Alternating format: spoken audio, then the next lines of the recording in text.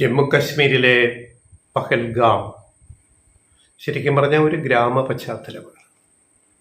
ഇന്ന് നമ്മുടെ രാജ്യത്തിൻ്റെ മനസ്സിനെ ഏറ്റവും മുറിപ്പെടുത്തുന്ന, വേദനിപ്പിക്കുന്ന ഒരു പേരായിട്ട് പഹൽഗാം മാറിയിരിക്കുന്നു. 28 ജീവനുകളാണ് നഷ്ടപ്പെട്ടത്.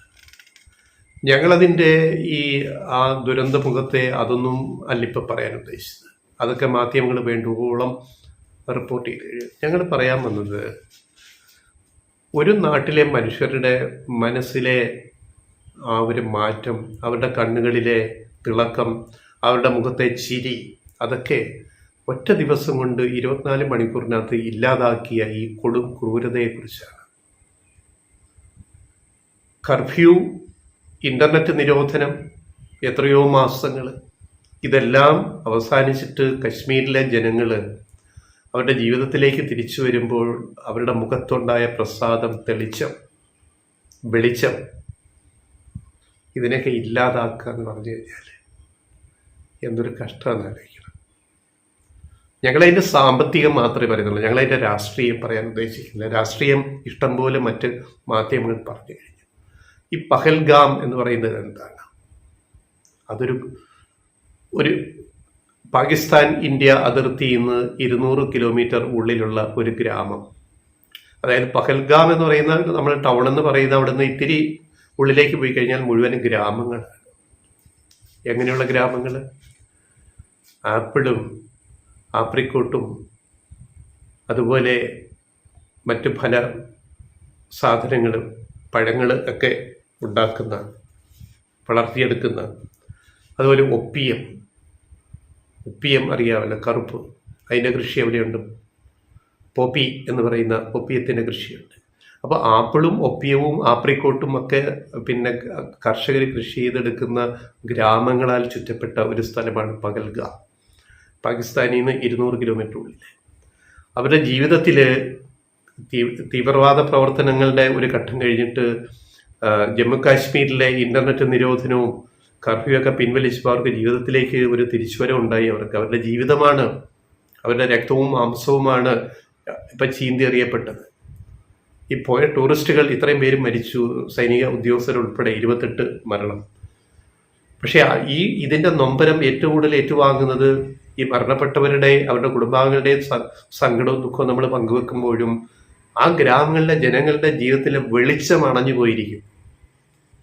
ഈ കർഫ്യൂവും ഇൻ്റർനെറ്റ് നിരോധനമൊക്കെ മാറിക്കഴിഞ്ഞിട്ട് ടൂറിസ്റ്റുകൾ അവിടേക്ക് എത്തിത്തുടങ്ങിയപ്പോൾ മലയാളികൾ ഉൾപ്പെടെ മരിച്ചത് എന്തുകൊണ്ടാണ്? കശ്മീർ വീണ്ടും തുറന്നു. ഈ രാജ്യത്തെ ഏറ്റവും മനോഹരമായ കേരളം പോലുള്ള ഒരു സ്ഥലം, കേരളവും കശ്മീരുമാണ് രാജ്യത്തെ ഏറ്റവും മനോഹര സ്ഥലങ്ങളെന്ന് പലരും പറയാറുണ്ട്. യാത്ര ചെയ്യുന്ന പല ടൂറിസ്റ്റുകളും പറയാറുണ്ട്. കേരളത്തിൽ നിന്ന് പോകുന്നവരും അല്ലാത്തവരും, കേരളത്തിൽ വരുന്നവരും. അപ്പോൾ അവരുടെ ജീവിത മാർഗമാണ് അടഞ്ഞു പോയത്. അതെങ്ങനെ? അതിൻ്റെ സാമ്പത്തികം നമ്മൾ കാണണം. അപ്പോൾ ഈ കൃഷി, ഇവര് പിന്നെ ആപ്പിളും ആപ്രിക്കോട്ടും ഒപ്പിയും അല്ലെ പോപ്പിച്ചെടി ഇന്ന് കിട്ടുന്ന, അതും മാത്രമല്ല വിറ്റ് ജീവിതമാർഗം കണ്ടെത്തിയത്. ടൂറിസം ഓപ്പണായപ്പോൾ, വിനോദസഞ്ചാരത്തിൻ്റെ വാതിലുകൾ തുറന്നപ്പോൾ അവർക്ക് പുതിയ തൊഴിൽ മേഖല വന്നു. അതായത് പിന്നെ കാറോടിക്കാൻ ഡ്രൈവർ കം ഗൈഡ്, കുതിരസവാരിക്ക് അതിന് ട്രെയിനർ, പിന്നെ ഹോട്ടൽ ജീവനക്കാർ, ഹോട്ടലിൽ ജോലി. ഇപ്പം ടൂറിസം മേഖലയിൽ ടൂറിസ്റ്റുകൾ വന്നതോടെ, വിനോദസഞ്ചാര പ്രവാഹം വന്നതോടെ അവർക്ക് പുതിയ തൊഴിൽ മേഖലകൾ തുറക്കപ്പെട്ടു. അവർക്ക് വരുമാനം കിട്ടിക്കൊണ്ടിരുന്നു, പുതിയ വരുമാനങ്ങൾ. അവരുടെ മുഖത്തുണ്ടായ മാറ്റങ്ങൾ, തെളിച്ചം, അവരുടെ സന്തോഷം, അവരുടെ ജീവിതങ്ങൾ. പഹൽഗാമിൽ എന്ന് പറഞ്ഞാൽ ഗ്രാമങ്ങളാൽ ചുറ്റപ്പെട്ട ഒരു സ്ഥലം, കൃഷിഭൂമികൾ. അവിടെ പണ്ട് കശ്മീരി പണ്ഡിറ്റുകൾ ഉപേക്ഷിച്ചു പോയ അവരുടെ സ്വത്തുക്കളും അവരുടെ ക്ഷേത്രങ്ങളും അമ്പലങ്ങൾ, അവരുടെ ഭൂമിയെല്ലാം ഇപ്പോഴും അവിടെ അനാഥമായിട്ട് കിടപ്പുണ്ട്. അത് വേറെ ഒരു അന്യമതസ്ഥരും അത് കയ്യേറിയിട്ട് പോലുമില്ല. പഹൽഗാമിലൊക്കെ പോയി നമ്മൾ കണ്ടാൽ മനസ്സിലാകും. അങ്ങനെയുള്ളൊരു ഗ്രാമത്തിൽ അവിടുത്തെ ജനങ്ങൾ ജീവിതമാർഗം കണ്ടെത്തിയപ്പോഴാണ് അതിനെ ഇവിടെ ഒറ്റയടിക്ക് ഇല്ലാണ്ടാക്കിയത്. അപ്പം ഇതിനെതിരെ എന്താ വേണ്ടത്? ഇതിനെതിരെ കേന്ദ്ര സർക്കാർ നടപടി സ്വീകരിക്കണം. ഞങ്ങൾ പറയുന്നത്, ഇത്രയും ടൂറിസ്റ്റുകൾ മരണപ്പെട്ടത്, അതുപോലെ കേന്ദ്ര ഉദ്യോഗസ്ഥർ, സൈനിക ഉദ്യോഗസ്ഥർ മരണപ്പെട്ടത്, അവരുൾപ്പെടെ 28 മരണം, അത് ഒരു വലിയ ദുഃഖമാണ്. അതോടൊപ്പം അവിടുത്തെ സാമ്പത്തിക ഭദ്രത ഉറപ്പുവരുത്താൻ ജമ്മു കശ്മീരിനെ കേന്ദ്രഭരണ പ്രദേശമാക്കിയത് മോദി സർക്കാരല്ലേ, ലഡാക്കിനെ ഉൾപ്പെടെ. അപ്പോൾ കേന്ദ്രത്തിനാണ് ഉത്തരവാദിത്വം. ആ ഉത്തരവാദിത്തത്തിൽ നിന്ന് കേന്ദ്രം ഒഴിഞ്ഞു മാറാൻ പറ്റുമോ?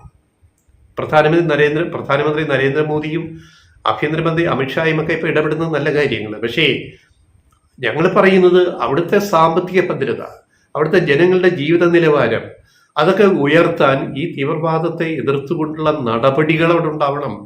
പഹൽഗാമിലോ ജമ്മു കാശ്മീരിലെ ഏത് പ്രദേശത്തോ അതാണ് ഇല്ലാണ്ടാവുന്നത്. ടൂറിസ്റ്റുകൾ പോയിട്ട് അവരും തിരിച്ചു പോരുന്നു, അവർക്കുണ്ടായ അത്യാഹിതം അത് ഒരു വശം. പക്ഷേ അവിടുത്തെ ജനങ്ങളുടെ ജീവിതമാർഗം അടഞ്ഞു പോകും. ഇത് തിരിച്ചു കൊണ്ടുവരാൻ സാധാരണ നിലയിലേക്കാക്കാൻ മോദി സർക്കാരിന് എന്ത് ചെയ്യാൻ പറ്റും? അവിടെയാണ് പ്രധാന ചോദ്യം. അല്ലാതെ ഇതിനെ മത തീവ്രവാദത്തിൻ്റെ പേരിൽ ഇതിനെ ഒരു പൊളിറ്റിക്കൽ ഗെയിമായിട്ട് BJP സർക്കാർ ഏറ്റെടുത്താൽ, മുമ്പ് അത് ചെയ്തിട്ടുണ്ട്, പുൽവാമ ആക്രമണം ഉൾപ്പെടെ. അതുകൊണ്ട് ദയവ് ചെയ്ത് ഞങ്ങൾക്കുള്ള അപേക്ഷ, ലെഫ്റ്റ് റൈറ്റ് വോയിസിൻ്റെ അപേക്ഷ കേന്ദ്ര സർക്കാരിനോട്, ദയവ് ചെയ്ത് ഇതിനകത്ത് രാഷ്ട്രീയം കളിക്കരുത്, മത തീവ്രവാദം കളിക്കരുത്. മതത്തെ കൊണ്ടിട്ട് മനുഷ്യരെ ഭിന്നിക്കുന്ന നിലപാടുകൾ ഇതിൻ്റെ പേരിൽ ഇന്ത്യയിൽ ആകമാനം ഒരു പൊളിറ്റിക്കൽ മൈലേജ് ഉണ്ടാക്കാനൊന്നും BJP വൃത്തികെട്ട രാഷ്ട്രീയം കളിക്കരുത്. ഈ പ്രശ്നങ്ങളെ നേരിടണം, ഈ തീവ്രവാദത്തെ അമർച്ച ചെയ്യാനുള്ള നടപടികൾ ഉണ്ടാവണം. അല്ലാതെ ഹിന്ദുത്വ രാഷ്ട്രീയം ഇതിൻ്റെ പേരിൽ കളിക്കാൻ ദയവ് ചെയ്ത് മോദി സർക്കാർ തയ്യാറാവരുത് എന്നാണ് ഞങ്ങൾക്ക് പറയാൻ.